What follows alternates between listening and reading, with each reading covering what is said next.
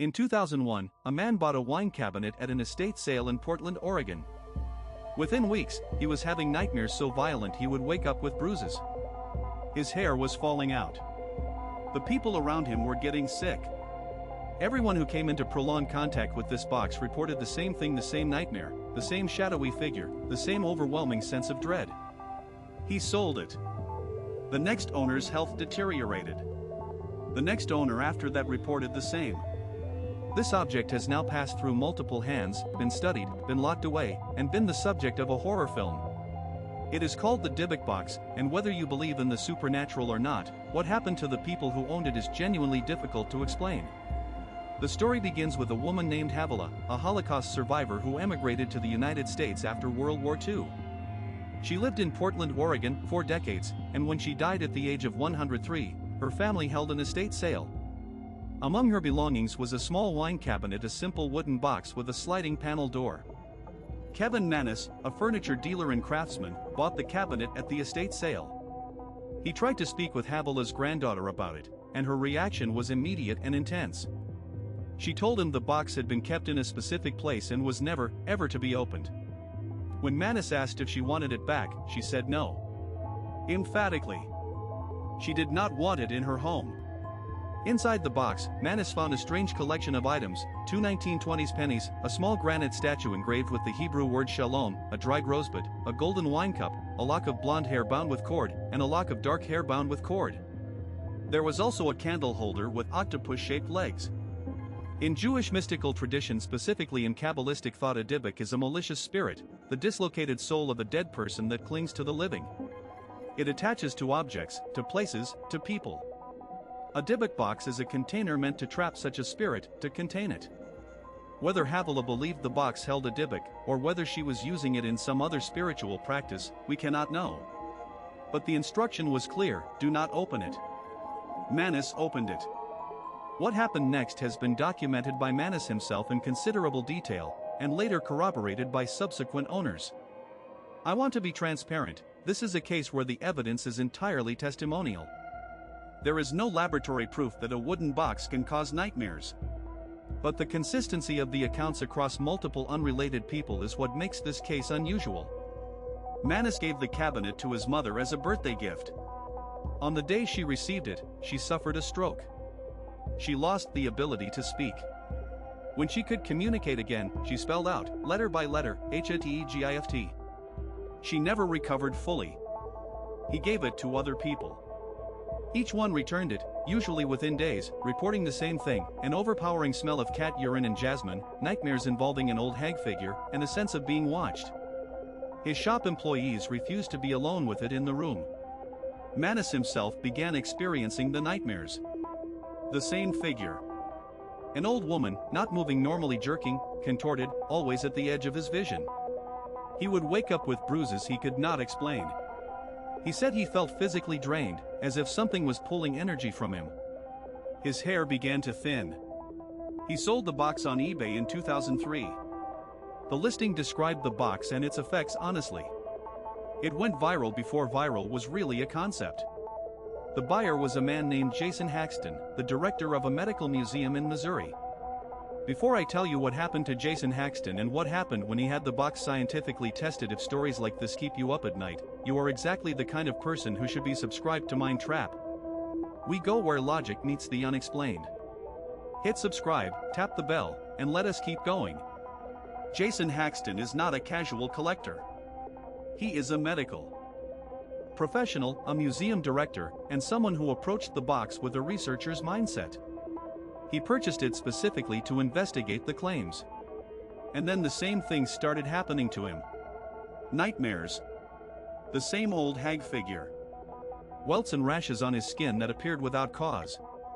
His health declined measurably. He developed a hacking cough, eye irritation, and what he described as a persistent, irrational anxiety that started the day the box arrived at his home. Haxton consulted with rabbis knowledgeable in Kabbalistic tradition. They examined the box and the items inside. Their assessment was consistent with the Dybbuk concept: the box was a containment vessel, and whatever was contained had been disturbed when Manis opened it. One rabbi performed a ritual to reseal the spirit inside. But Haxton did not stop there. He had the box examined more rigorously. The wood was tested and found to be consistent with materials available in Eastern Europe in the early 20th century. The items inside were authentic to the period. The pennies dated to the 1920s. The hair was real human hair. He also reached out to other owners, people who had possessed the box before Manus and after him. The pattern was consistent across every single person. The nightmares. The health problems.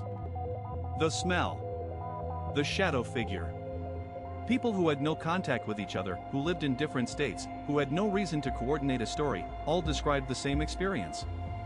Haxton eventually had the box sealed by a rabbi using a traditional Kabbalistic binding ritual. He then placed it in a location he has not publicly disclosed, where it remains today, or at least, where he says it remains. He has spoken about it in interviews and wrote a book about the experience. He has declined to reveal the box's current location, saying he does not want anyone else to open it. In 2012, Sam Raimi produced a horror film called The Possession, loosely based on the Dybbuk box story. It grossed over $80 million worldwide. The story entered mainstream culture, and with it came the inevitable wave of skepticism. Let me be fair to the skeptical position, because it deserves to be heard. There is no scientific mechanism by which a wooden box can cause nightmares, illness, or psychological disturbance. Suggestion is a powerful force. If you are told an object is cursed and you believe curses are possible, your mind can produce symptoms. The nocebo effect, the opposite of placebo, or negative expectations produce negative outcomes, is well documented in medical literature. People who believe they are exposed to something harmful will sometimes develop real, measurable symptoms. Kevin Manus himself complicated the narrative in 2021. In a creative writing piece, he suggested that parts of his original account were fictional or embellished, that he had crafted a compelling story to sell a piece of furniture on eBay, and it got away from him. He later walked back some of that statement, saying the core experiences were real but some details were dramatized. This admission muddied the waters significantly. But here is what the skeptics have to account for. Jason Haxton is not Kevin Manus. Haxton is a credentialed professional who approached the box as a researcher and documented his experiences in real time. The subsequent owners who reported identical symptoms had no contact with each other. And the symptoms, specifically the consistent description of the same nightmare figure by unrelated people, are harder to attribute to suggestion alone, particularly for owners who purchased the box without knowing its history. Either every person who owned this box independently fabricated or imagined the same specific experience, or something about this object triggers a consistent psychological or physiological response that we do not currently have a framework to explain. Neither option is comfortable. The Dybbuk box is currently sealed and hidden. Jason Haxton has stated that he will not sell it, will not display it publicly, and will not allow it to be opened again. Zach Bagans of the Travel Channel reportedly purchased it and placed it in his haunted museum in Las Vegas, though the specifics of the transfer are disputed. What we know is this: a wooden box from a Holocaust survivor's estate has passed through at least a dozen hands. Nearly every person who spent significant time with it reported the same cluster of symptoms. One man's mother had a stroke the day she received it. Multiple people experienced the same specific nightmare independently. A medical museum director with no incentive to fabricate documented his own declining health in real time after acquiring it. And the box itself, whatever it is, sits somewhere sealed with wax and bound with ritual, waiting. I want to know where you land on this. Genuine paranormal object, elaborate hoax that got out of hand, or the nocebo effect playing tricks on susceptible minds? And here is the real question: if someone offered you the Dybbuk box for free, would you take it? Drop your answer in the comments. I read every single one. I will see you in the next one. Estimated runtime, 11 to 13 minutes at natural speaking pace. SEO title suggestion: The Dybbuk box, the most haunted object on Earth. True story. Tags: Dybbuk box, haunted objects, paranormal, Kevin Manus, Jason Haxton, The Possession, Mind Trap, supernatural, cursed objects, Jewish mysticism.